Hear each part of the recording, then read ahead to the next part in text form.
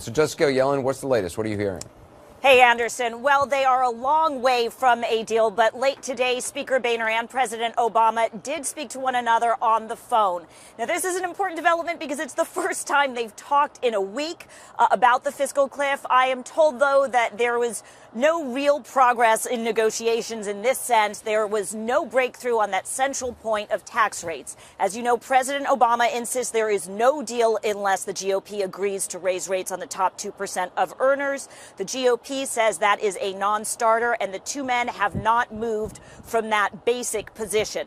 Now, all of this comes at the same time that Treasury Secretary Geithner also said for the first time that the administration would be willing to go over the fiscal cliff if the GOP does not agree to raise those rates. This was Treasury Secretary Geithner earlier today on CNBC. Administration prepared to go over the fiscal cliff? Oh, absolutely. Yeah, again, we see there's no prospect to an agreement that doesn't involve those rates going up on the top 2% of the wealthiest Americans. Remember, it's only 2%. And remember, all those Americans, too, get a tax cut into that framework on the first $250,000 of their income. So in some sense, it's a tax cut for all Americans. Bottom line, Anderson, we're talking today, but we're still at stalemate. Yeah, I mean, it's a sign, Jessica and Dana, of just how little progress there's been, that a phone call is big news between these two. Dana, we're also hearing some hints of some movement among Senate Republicans, Tom Coburn, Susan Collins, Olympia Snowe. What are you hearing? How significant is it?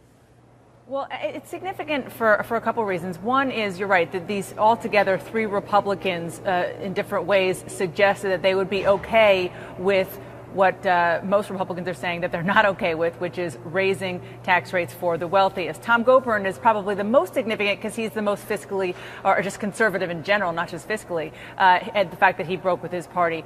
The others have sort of gone along with this in some way, shape, or form in the past, but I think it's significant because the way these things kind of tend to go is that there is a little bit of a crack, and then that tends to send other cracks into the what is now a solid opposition of Republicans to raising rates on the wealthy. So we'll see how that goes. However, I think it's really important to underscore that we're talking about Senate Republicans, and the key thing that we have to watch is House Republicans, because if something can't get through the House, which still has a very big majority of Republicans, then it can't get through Congress. So those are the class of Republicans we really need to watch. David Gergen, what do you make of the situation? I mean, do you think we're any closer to a deal? I think we might be, Anderson. I think, listen, the political theater of all of this certainly suggests we're a long, long way from there. When Erskine Bowles says there's only 1 in 3 chance we're going to be successful in avoiding the fiscal cliff, you have to pay attention. When Geithner and other Democrats are saying we're willing to go over the cliff, and that's a growing sentiment within the party, you have to think, wow, this is really going to not happen. But if you look at the underlying conversation between them on the substance of it, here we have a Republican Party that for 22 years has uniformly opposed tax increases. And now John Boehner has said not only we're putting the $800 billion on the table, but we're going to aim it at the rich, and the rich are the ones who are going to pay. That's what he said today. And yesterday, President Obama said something that was very, very important. He offered the outlines of a deal that might work with Republicans, and that's something we talked about on your show a couple of nights ago, Anderson, and that is raise the rates now, and then engage in a conversations next year on tax deductions and loopholes, and that's called base broadening. And base broadening in the past has been attached to lowering the rates. That's what happened back in 1986 with tax reform. So what the president is saying, hey, there is a way possibly we could raise the rates temporarily, but through further reform that you guys say you're interested in, we could lower them back down again next year. David, you've been pretty critical of the president and fellow Democrats. I mean, do you still think they're overplaying their hand here?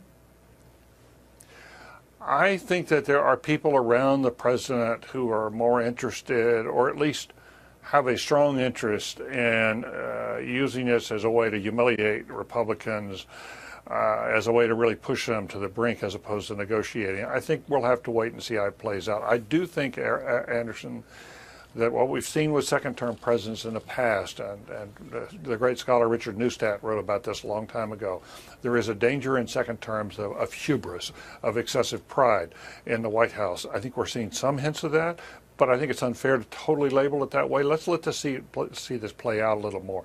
I believe they have enough to go into private negotiations right now. If both sides continue to refuse, I do think it's the president's responsibility. He is the leader of all the people, and I think the country is getting tired of watching two sides say, "You go first." No, you go first. It's sort of Alphonse and Gaston role. They need to both get off that, sit down, and get something worked out. Jessica, from the White House perspective, though, I guess they feel they were burned before that, and they're trying a different strategy this time. Is that right?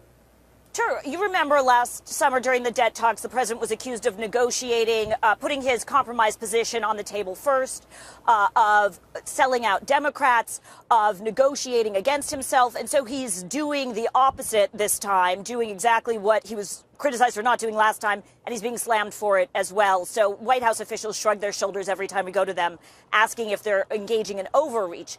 One of the reasons, Anderson, that they say they are not negotiating with the Republicans on the rest of the issues, why won't they just put this question of tax rates aside and then discuss everything else and come back to tax rates?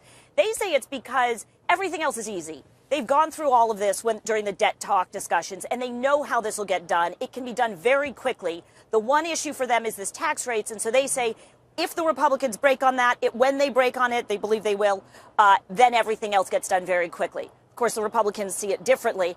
I'll just add, Anderson, quickly on that point David Gergen just made. The White House explicitly came out today saying, point blank, they do want a two-step process for tax reform. Raise the rates on the top 2% to 98 to the Clinton levels now, and let next year be a time for negotiating rates for the future, and maybe everybody could lower the rates for everyone during that time. Dan, I mean, how much of this do you think is just, public posturing and kind of bloviating on partisan cable channels? Because it does seem like there's a lot of that going on.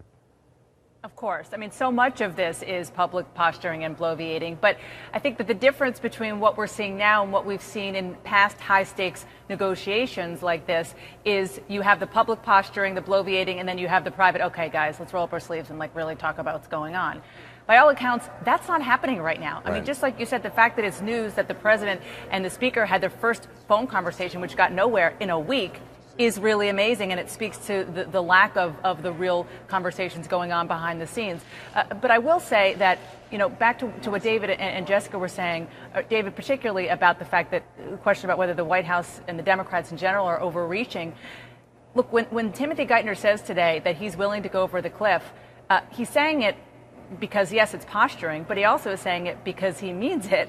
And Democrats here have been telling us this for a long time, for months and months and months before this was even close to the front burner, this issue. They say they realize that they have the leverage because if at the end of the day, Republicans don't agree to anything, all tax rates are going to go up, and they firmly believe Republicans are going to get blamed. And it was very obvious listening to the speaker today. I was at that press conference talking to him that they understand that they're losing the message war on this. That's why he made a point to say it's not that we're not for raising taxes on the wealthy. It's just the difference over rates. David, it's so interesting how things have changed. I spoke with George Mitchell last night on the program, and I'm about to speak with Senator Trent Lott. Both have written op-eds.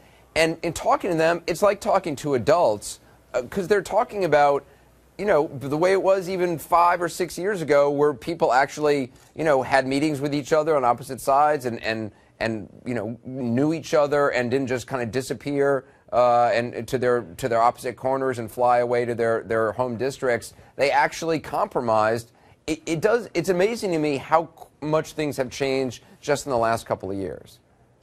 It's true, Anderson. It's dramatic, and and I think there's a lot of blame to go around here. I don't want to try to push it one way or the other, but seeing Bob Dole on the floor yesterday of the Congress on the disability question, and remembering how Bob Dole and George Mitchell, how much they respected each other, how much they worked together, how much they both wanted to negotiate. There was a sense in the Senate especially, but even in the House some years ago, that the purpose of being there was to make progress for the country.